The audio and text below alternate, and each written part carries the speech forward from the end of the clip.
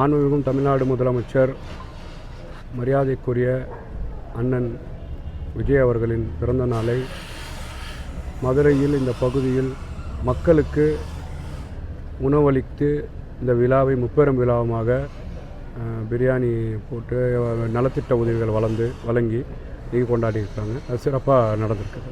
இப்போ இவ்வளோ நாளாக மதுரையில் வந்துட்டுருக்கிறீங்க.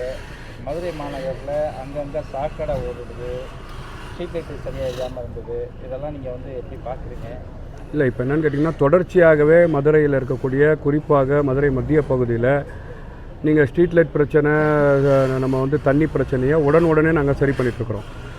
சாக்கடை பிரச்சனை தொடர்ச்சியாக மதுரையில் இருக்குது. என்னென்னு கேட்டி சாக்கடையை எடுத்த உடனே சரியாயிடுது, உடனே துரிதமாக எடுத்தோன்னு சரியாயிடுது. மறுநாள் அந்த சாக்கடை தண்ணி வெளியில் வருது. இதுக்கு முழுமையாக பாதாள சாக்கடை திட்டத்தை கொண்டு வரணும். பம்பிங் ஸ்டேஷன் கெப்பாசிட்டியை அதிகப்படுத்தணும். மதுரையில் இருக்கக்கூடிய பிரதான பிரச்சனை குப்பை பிரச்சனையாக இருக்குது. இன்றைக்கி மதுரை கோவில் தேசமாக, சுற்றுலா தேசமாக பார்க்கப்படுது.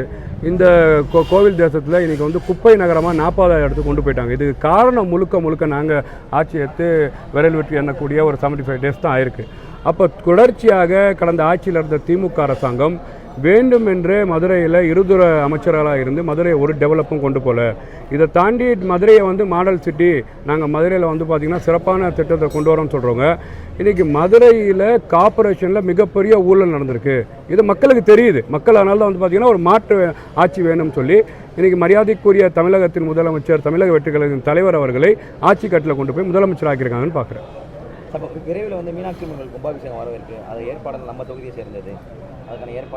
ரொம்ப சிறப்பாக இருக்கும். மதுரை மீனாட்சி அம்மனோட பூமி, மதுரை என்றாலே பெருசிப்பட்டது கோவில் பூமி, அதுலேயும் மீனாட்சி பூமியாக பார்க்கப்படுது. அந்த மீனாட்சி பட்டணத்தை மீனாட்சி அம்மனோட அருளோட மதுரையில் இருக்கக்கூடிய தொடர்ச்சியாக திருவிழா நடக்குது. இது பார்த்திங்கன்னா பிரசித்தி பெற்ற கும்பாபிஷேகம். நீண்ட நாள் வருடங்களுக்கு பிறகு 17வது கும்பாபிஷேகமாக இந்த கும்பாபிஷேகத்தை கொண்டிருக்காங்க. அந்த துறையை சார்ந்த இந்து அறநிலையத்துறை அமைச்சர் மாண்புமிகும் ரமேஷ் அவர்கள் இங்கே பார்த்திங்கன்னா ஆய்வு மேற்கொண்டாங்க. செப்டம்பருக்கு முன்னாடி ஆகஸ்ட் இந்த இறுதி நாட்களில் திருப்பி இங்கே ஒரு ஆய்வு மேற்கொள்ள இருக்கிறாங்க. தொடர்ச்சியாக இந்த கும்பாபிஷேகத்தை மிக எழுச்சியான கும்பாபிஷேகமாக, கூடுதலாக சொன்னால் இது பிரசித்தி பெற்ற ஒரு பூமியாக பார்க்கப்படுது. முதலமைச்சரே இந்த கும்பாபிஷேகத்துக்கு வரணும்னு நாங்கள் அழைப்பு கொடுப்போம். வெளி மாவட்ட, வெளி மாநில, வெளிநாடுகளிலிருந்து வரக்கூடிய அந்த பக்தர்கள் பொதுவாக கழிப்பிட வசதிகள், குடிநீர் வசதிகள் இல்லை அப்படிங்கிறது ஒரு பெரிய குற்றச்சாட்டாக வைக்கிறாங்க. அந்த முன்னெடுப்பை நீங்கள் எப்படி அதை சரி? இல்லை, இப்போ நான் வரும்போது கூட ஒரு கம்ப்ளைண்ட் கொடுத்துருந்தாங்க. அங்கே பார்த்தீங்கன்னா ஏற்கனவே கழிப்பறை ஒரு 5 இருக்குது, 4 மட்டும் தான் செயல்பாட்டில் இருக்குது. 4 செயல்பாட்டில் இருந்தும் சிலவர்கள் பார்த்திங்கன்னா செயல்பாட்டு படுத்த விடலை.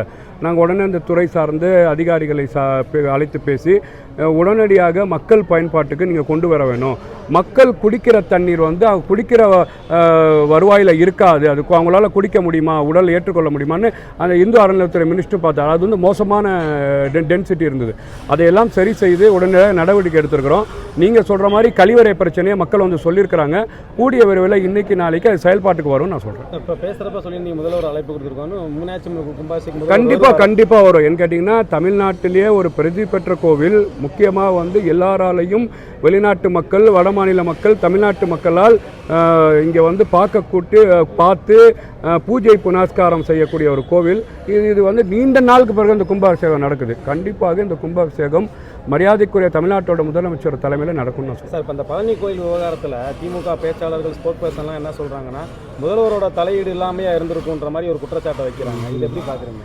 நான் கேட்குறேன் சார், அதில் அவர் துறை சார்ந்த அமைச்சர் என்ன சொல்கிறாருன்னா, என் மேலே வேணுமே வன்மத்தை கக்குறாங்க. இது யார் செஞ்சுருக்கிறா? பழனியில் பார்த்தீங்கன்னா ஏற்கனவே திமுக காரவங்க மக்களுக்கெல்லாம் பழனியில் மொட்டை போடுற மாதிரி தமிழ்நாட்டு மக்களுக்கு மொட்டை போட்டாங்க. அதெல்லாம் அவர் சொல்லிட்டு இருக்கிறாரு. மொட்டை போட்ட மக்கள் பார்த்திங்கன்னா தமிழ்நாட்டை திமுக முளைச்சி விடக்கூடாதுன்னு நம்ம முடிவில் இருக்கிறாங்க.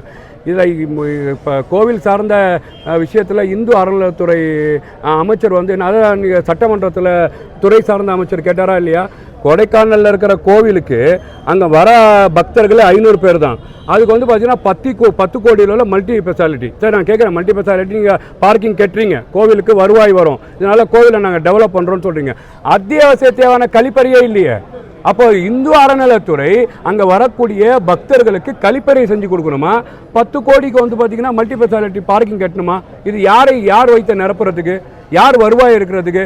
அந்த 10 கோடி மல்டிபர்பஸ் அந்த பார்க்கிங்கை கொண்டு வந்தது அமைச்சருக்கு வேண்டப்பட்டவங்களா, சொந்தக்காரங்களா? இதை தான் நாங்கள் சரி செய்யணும்னு சொல்கிறோம்.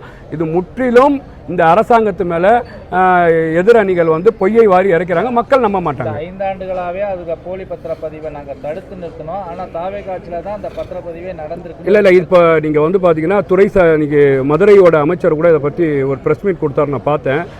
இந்த பதிவு துறையில் வந்து பார்த்திங்கன்னா வழக்குகள் பதிவு செய்யப்பட்டதா, சிபிஐக்கு இந்த விசாரணை போச்சா, அதையே தாண்டி வந்து பார்த்திங்கன்னா குற்றப்பத்திரிகை தாக்கலாக இருக்குது. இது எல்லாம் இந்த அரசாங்கம் நடத்தியிருக்கு. அப்போது இதுக்கு முன்னாடி 5 வருஷம் இந்த தமிழ்நாட்டில் யார் ஆண்டா? அவர்கள் இந்த பத்திரத்துறையில் என்ன வந்து பார்த்திங்கன்னா மாஃபியா பண்ணாங்க. ரெஜிஸ்டர் டிபார்ட்மெண்ட்டுக்கு போனால் அங்கே எவ்வளோ கைவிட்டு கொடுக்க வேண்டியது இருக்கும்.